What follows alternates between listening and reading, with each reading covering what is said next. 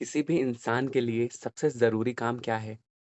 यह कैसे डिसाइड होता है कि कौन-सा कर्म अच्छा है और कौन-सा बुरा? अगर हम हर काम को करने से पहले उसके बारे में सोचते रहें कि इसका अच्छा-बुरा पहलू क्या है, तब तो आधी से ज़्यादा ज़िंदगी बस सोचते हुए ही गुज़र जाएगी और हम कुछ भी नहीं कर पाएँगे। यह सब सवाल एक साथ ब्रजभूषण जी उर्फ पंडित जी से किसी ने पूछ लिए हैं। और पंडित जी सोच रहे हैं कि वाक़ई सवाल में दम तो है। कई बार होता क्या है कि जो हमारे लिए सही है, वो दूसरों के लिए गलत भी हो जाता है। और कई बार कुछ ऐसे काम भी करने ही पड़ते हैं, जिनके बारे में आपको पता है कि इन्हें करने से किसी न किसी को दुःख ज़रूर होगा। फिर इंसान क्या करे? एक तरफ तो उसे अपना काम करना है, दूसरी तरफ यह भी कोशिश करनी है कि उससे कोई पाप ना हो।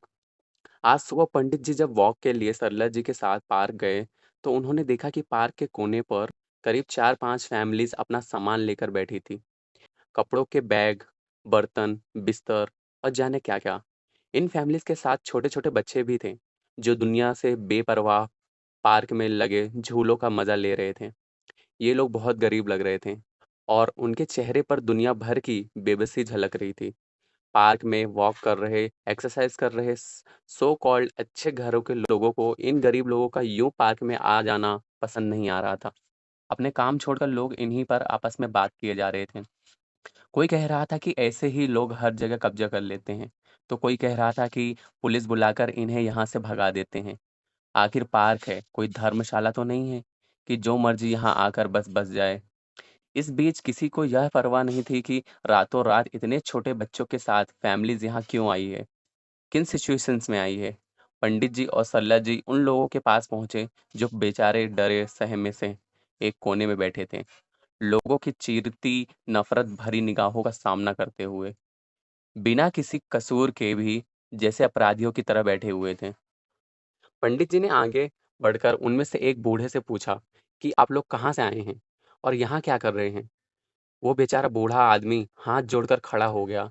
उसने बताया कि रोड के दूसरी तरफ उनकी झोपड़ियाँ थी, जिन्हें कल रात को म्युनिसिपैलिटीज़ वालों ने गिरा दिया है। उन्होंने अपनी ज़िंदगी भर की कमाई से ये चुटकियाँ खरीदी थी। तब उन्हें बताया गया था कि ये सब लीगल है, कभी इन्हें तोड़ा नहीं जाएगा और अब उनके साथ ये हो गया। छोटे-छोटे बच्चों के साथ वो लोग कहाँ जाएँगे? इसी तरह कोई किसी पार्क में तो किसी फ्लाईओवर के नीचे बैठा हुआ है। पंडित जी और सल्ला जी को उनकी हालत देखकर बहुत दुःख हुआ। सल्ला जी ने उनमें से 2 लेडीज़ों को अपने साथ आने को कहा। बेचारी चुपचाप उनके पीछे-पीछे चल दी। सल्ला जी ने घर पहुँचकर उनके पास जितनी भी खाली बॉटल्स थीं, उनमें पीने का पानी भरा और घर में जितने भी बिस्किट, ब्रेड वगैरह थे, सब एक थैले में जमा करके उन दोनों को दे दिए। उनसे कहा कि फ़िलहाल ये ले जाएँ और अपने बच्चों को खिलाएँ। दोनों ने सल्लत जी को हाथ जोड़े और सामान लेकर चली गईं। सल्लत जी को याद आया कि उनका भांजा सतीश भी तो म्युनिसिपैलिटीज़ में काम करता है। क्यों ना उनसे पूछ लिया जाए कि आखिर इस झुग्गी का इश्यू क्या है और इन लोगों की हेल्प किस तरह से की जा सकती है। उन्होंने पंडित जी से सतीश का ज़िक्र किया, तो पंडित जी ने कहा कि ये मुझे क्यों नहीं ध्यान आया? वैसे तो शायद वो इस मामले में कोई हेल्प नहीं कर सकता, लेकिन कोई ना कोई रास्ता तो दिखा ही सकता है। सतीश पंडित जी की दूर के रिश्तेदार की बहन का बेटा था, लेकिन पंडित जी और सल्ला जी को उससे बहुत स्नेह था। वो भी अपने सगे मामा-मामी की तरह उनकी रिस्पेक्ट और केयर करता था। कुछ साल पहले ही उसकी म्युनिसिपैलिटी में जॉब लगी थी और पहली पोस्टिंग इस शहर में हो गई थी। तब से कई बार वो पंडित जी और सल्ला जी से मिलने आ चुका था। नेचर में बहुत ही अच्छा, एकदम शांत और बड़ी मीठी आवाज़ वाला सुरेश, गीता ज्ञान में गहरी दिलचस्पी रखता था। जब भी पंडित जी के पास आता, हमेशा उनसे सवाल पूछता और हर बार गहराई से समझने की कोशिश करता। पंडित जी ने तुरंत सतीश को कॉल लगाया कि उन्हें कुछ बात करनी है। सतीश ने कहा कि वो शाम को ऑफिस से सीधा उनके पास आ जाएगा। शाम को सतीश जब पंडित जी के पास पहुंचा, तो सरला जी और पंडित जी ने गौर किया कि वह पहले से काफ़ी कमज़ोर हो गया है, जैसे बीमार हो।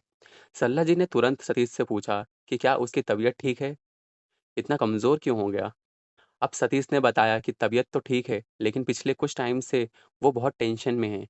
पंडित जी ने कारण पूछा तो उसने बताया कि आजकल शहर भर में इल्लीगल कॉलोनीज़ को तोड़ने का काम चल रहा है, जिसके लिए टीम्स बनाई गई हैं। ऐसे ही एक टीम का हिस्सा सतीश भी है। सतीश ने बताया कि कई लोग ऐसे हैं जो सालों से इन जगहों पर रह रहे हैं। इनकी कई पुश्तें यहीं पैदा हुई है और मर गई। कई बार इन्हें हटाने की कोशिश की गई, लेकिन कुछ लोगों ने अपने फ़ायदे के लिए उन्हें ना तो वहाँ से हटने दिया और ना ही लीगलाइज़ होने दिया। अब एकदम से उन्हें उनकी जगहों से हटाया जा रहा है। ये सब गरीब लोग हैं। इनके छोटे-छोटे बच्चे, बूढ़े और बीमार अब सड़कों पर रहने के लिए मजबूर हैं।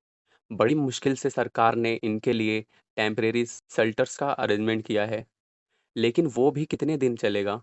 सतीश ने बताया कई लोगों ने बहुत मोटी रकम खर्च करके ये झुग्गियाँ खरीदी हैं। उन बेचारों की ज़िंदगी भर की मेहनत की कमाई डूब गई। उसे रोज़ इन झुग्गियों डिमोलिशन के काम को एग्ज़ीक्यूट करवाने जाना पड़ता है। और रोज़ उन गरीब लोगों की मजबूरी देखकर उसका मन खराब हो जाता है। अब तो वो सोचता है कि काश ये जॉब जॉइन ही नहीं की होती। इतने लोगों को दुःख पहुँचाने में उसकी भागीदारी तो नहीं होती। उसकी बातें सुनने के बाद पंडित जी और सरला जी चुप हो गए। आज प्रॉब्लम का सॉल्यूशन ढूँढ रहे थे।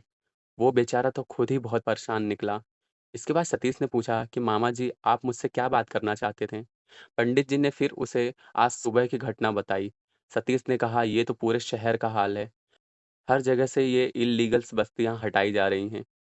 हालांकि गलती उनकी है, जिन्होंने लालच में इन लोगों को इन जगहों पर बसने दिया। अगर शुरू से ही प्रॉपर प्लानिंग होती, तो इन लोगों को ऐसे बेघर नहीं होना पड़ता। पंडित जी ने पूछा कि अब इनके लिए क्या किया जा सकता है? सतीश ने कहा कि कुछ खास तो नहीं, लेकिन मैं इन्हें शेल्टर में ठहरा सकता हूँ। और अगर इनके पास झुग और अगर इनके पास इनकी झुग्गियाँ के पेपर्स हैं, तो ये लोग अपना केस लड़ सकते हैं। लेकिन आप तो जानते ही हैं कि हमारे यहाँ ये कितना लंबा और महँगा प्रोसेस हो जाता है। ये लोग इसे अफ़ोर्ड भी नहीं कर पाएँगे। इसमें मुझे शक है। पंडित जी ने सतीश से कहा, "फ़िलहाल इन्हें ठहराने का अरेंजमेंट करते हैं, उसके बाद आगे की सोचते हैं। और रही बात तुम्हारी, तो बेशक तुम्हारा काम ऐसा है कि कोई भी सेंसिटिव इंसान इसमें परेशान हो जाएगा। लेकिन तुम ये देखो कि तुम बस अपना कर्म कर रहे हो। तुम्हारा ना तो इंटेंशन गलत है और ना ही तुम कुछ भी अपने पर्सनल स्वार्थ के लिए कर रहे हो। इन लोगों के भाग्य में ये कष्ट लिखे हैं, तो कोई ना कोई तो ज़रिया बनेगा ही। तुम अगर कुछ कर सकते हो, तो जितनी कर सकते हो इनकी हेल्प करो और अपने मन में किसी भी तरह का गिल्ट मत रखो। भगवान श्री कृष्ण ने गीता में कहा भी है, अपि चेदसि पापेभ्यः सर्वेभ्यः पापकृतम् सर्वं ज्ञानप्लवेनैव वृजिनं संतरिष्यसि। यहाँ भगवान श्री कृष्ण अर्जुन से कहते हैं कि हे अर्जुन, अगर तू सब पापियों में से भी अधिक पापी है, तो भी तू ज्ञानी रूपी नौका के द्वारा निसंदेह संपूर्ण पाप समुद्र से अच्छी तरह तर जाएगा। इसका सिंपल लैंग्वेज में मतलब ये है कि भगवान ने बुरे से बुरे काम करने वालों के लिए 1 सेकंड चांस देने की बात कही है। उन्होंने कहा है कि अगर किसी महापापी को भी ज्ञान मिल जाए, वो समझ जाए कि वो कौन है, उसके होने का मतलब क्या है और उसे कैसे मुक्ति मिल सकती है, तो उसे भी अपने पापों के फल से मुक्त होने का मौका मिल सकता है। इसलिए तुम बेफ़िक्र होकर अपना काम करो और भगवान का ध्यान करते रहो। जितना हो सके दूसरों की मदद भी करते रहो। पंडित जी की बातों से सतीश को बहुत सुकून मिला। उसका मन का बोझ हट गया। फिर पंडित जी और सतीश उन बेघर लोगों से बात करने के लिए पार्क की तरफ चल दिए। और इसी तरह से यह एपिसोड भी यहीं समाप्त होता है, जिसे आप सुन रहे थे एसवाई के क्रिएटर के शो पर।